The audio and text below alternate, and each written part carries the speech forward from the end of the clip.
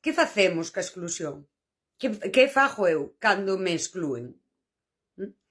E isto vou non falar desde a experiencia propia, como experta en estar excluída.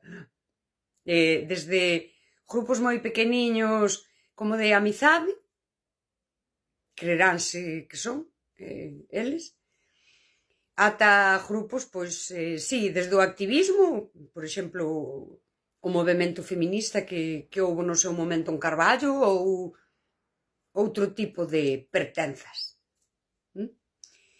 E cheguei aquí analizando que fixen eu dunha forma inconsciente na que eu polos meus valores, polos meus principios, actuei protexendo a miña liberdade e a miña dignidade sen ser consciente. E ao analizalo, agora podo explicar. Daquela, no punto 1, a ti exclúente. E pode ser un grupo de amizades onde te exclúe unha persoa, normalmente a máis achegada a ti, e exclúete desde a lóxica do grupo que reproduce dinámicas de poder, que é a de nós somos os normais. Ves? Imos polo rego esa exclusión non é que te odien e nen sequera é que te queiran fora, é correctiva. Estas dinámicas da sociedade líquida, esa exclusión é correctiva, é para que veñas ao rego, é para que pidas pertencer e dunha forma que está implícita nas dinámicas, ti vaste adaptar. Estarían facendo a vixianza e control que nos diría Foucault, non? E o poder xa dixo que é o normal, as dinámicas, unha vez que están normalizadas, non hai que lexislalas, non hai unha listaxe de normas para pertencer a ese grupo, mais xa se entende que é o normal. Que esperan as persoas? Se é correctivo, o que esperan é que ti sintas culpa, que sintas vergoña e que sintas a necesidade de que te inclúan. E aí ti adaptaste, ti estarías comprando a lóxica do grupo que non é do grupo, que é unha lóxica do poder. E esa idea de que incluso cando a amiga ou amigo que te exclúe do grupo de, a ver, en serio, de media dúcia de chaiñas, ese acto non é pequeno e non ten que ver contigo. É estructural. Responde a unha lóxica social non escrita, pero que é así. Esta lóxica do poder, esta lóxica líquida das dinámicas de grupo é nihilismo. As persoas non se cuestionan se é normal como estamos actuando en sociedade. É como non hai nada que lle facer. É que a vida é así. Non se pode facer de outra maneira. É nihilismo.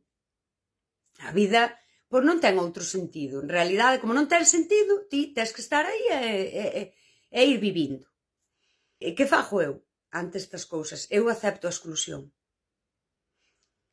Porque o existencialismo diríanos que nós somos independentemente do que os outros opinen. E nós definímonos polos nosos actos e non polos dos outros.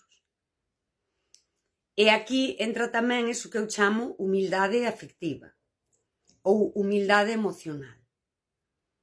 As outras persoas teñen dereito a que eu non lles guste, teñen dereito a non aceptarme. Isto require desa humildade.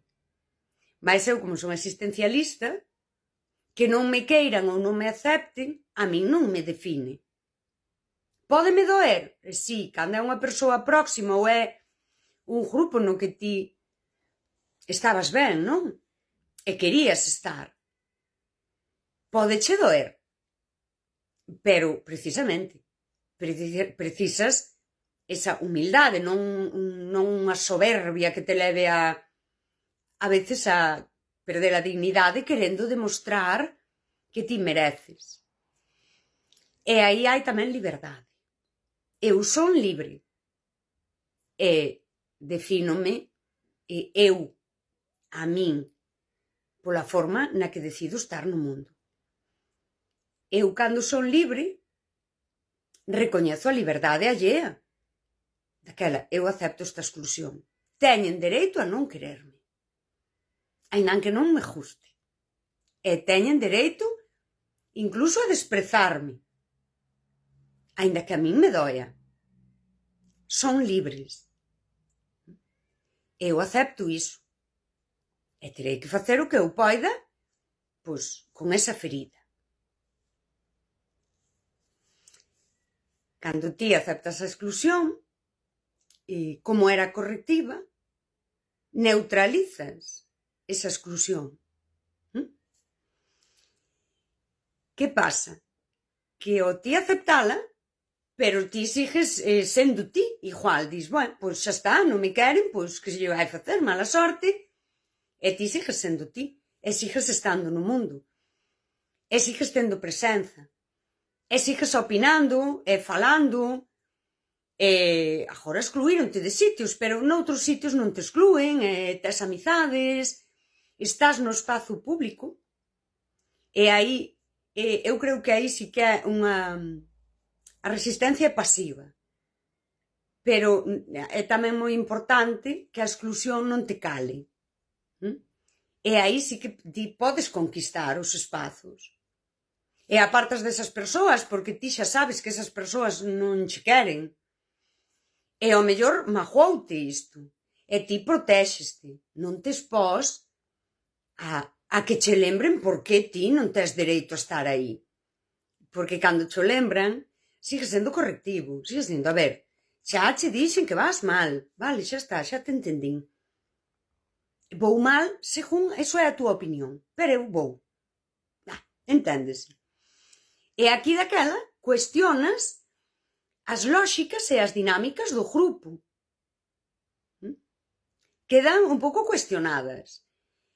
Incluso se cuestiona o valor do grupo. Porque daquela isto é, se ela pode seguir sendo como era, daquela estas nosas dinámicas, de que sirven? Teñen sentido? Daquela esta validación que nos damos, como de valiosa é? Se esta persoa, ademais de non recibila, recibiu unha exclusión, a veces máis explícita, a veces menos explícita, e ela está aí enteira vivindo. Aquí tamén se cuestiona o valor do grupo e das persoas que o conforman. Cuestionas ese nihilismo.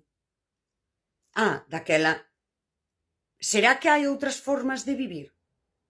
Será que podemos decidir? Cuestionas como de libre é a elección e como de absurdo é o mundo ou non o é, non? Canto depende de ti decidir. E aquí sí que hai un... Ti és libre, sigues sendo ti, sin pertencer, sin a validación, excluída, desprezada moitas veces, e ti sigues sendo ti. E daquelas estas persoas, ti és inaccesible para esas persoas. E aí cuestionas o poder.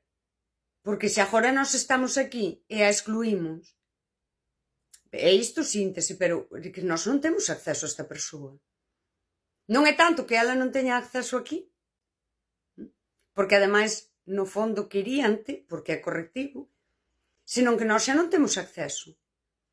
Ela agora di o que quere e nós non temos acceso a decirlle, patiño, cala, tía, pero dis iso. Non? Porque precisamente ao excluirte, que che din despois? Aí ti és libre. Daquela, esa ferida existencial que ti podes atopar en ti cando te excluen, porque fallache a pertenza, enfrontas ese medo á morte, á soidade, que é como se exerce o poder, non? Sobre os teus medos máis esenciais humanos. E ti sanas a túa ferida existencial con existencialismo, decidindo ser ti, e non pedir permiso para ser quen és, ti non estás facendo nada ilegal. Estás desobedecendo unha norma que non está escrita en ningún sitio. E defineste por quen és, e aceptas que estas persoas non te queren, e protéxeste sen atacar, simplemente, pois, vale, estou fora, e xa está, estou aquí, eu soa. Esa ferida existencial devólveslla. Devólveslla porque aí é onde entra o... Daquela forma na que eu vivo, ten sentido. Daquela eu, que significo para esta persoa? Porque os grupos de validación sí que precisan das outras persoas. Daquela que significo para esta persoa? Que opina ela de min? Que opina ela do grupo? Bueno, a mí se me len en Twitter xa o saben, todo. Pero enténdese, non?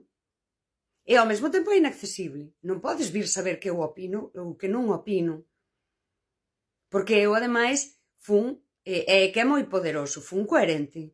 Non me queredes, pareceme ben. Sodes libres de non quererme. É moi duro, é moi duro. É moi san, é moi san. É liberdade, é o máis cerca da liberdade que podes estar. É revolucionario, é moi revolucionario. É unha resistencia pasiva que neutraliza as dinámicas de poder e as cuestiona. E na contra de estar fora invisible, nin te silencia, nin te invisibiliza, todo o contrario. Eres máis visible, eres moi molesta e vente por diferente. Pódenlle chamar ovella negra, ou podeslle chamar ser luminoso, que é máis visible porque emite noutra frecuencia, porque brilla doutra maneira, ou porque é doutro color, porque non é normal. E aí tamén esta cousa de que vivimos nun mundo que todo o mundo quere ser único, especial, non sei que, a conta de que lle den like e o validen, non? E ao mellor resulta que para ser única, especial e diferente a todas, hai que ser existencialista. E hai que decidir selo. E eu creo que todas as persoas somos únicas e irrepetibles, e que só trata de ser ti. Ser ti, que debería de ser a cousa máis fácil, é a cousa máis difícil. E que vivimos nunha sociedade que nos pide ser iguais e que dentro dese igual nos encaixemos en grupos, que é o que explico no vídeo da diversidade, non? En grupos iguais de validación para que estemos aí like, si a todo, e separados. E dentro dese grupo, ademais que todo sexa superficial, que todo sexa unha dinámica de poder, que nin sequera eses grupos separados haxa cohesión. E hoxe fálase da pandemia de soidade, todo iso é moi real e responde a que esteamos reproducindo as dinámicas que o poder exerce a través de nós cando normalizamos a forma na que socializamos e a forma na que nos vinculamos cas outras persoas. Bueno, eu creo que se entendiu. Daquela, nihilistas contra existencialistas. Eu son existencialista. Eu creo que é moi bonito vivir. Creo que podemos elexir como vivimos, sen ir contra a lei nin nada.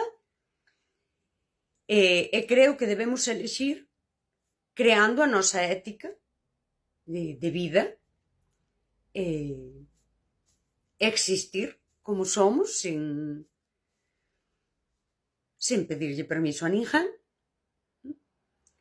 e aceptando que non nos queren a veces, e que iso está ben, e onde non nos queren, pois non querer estar.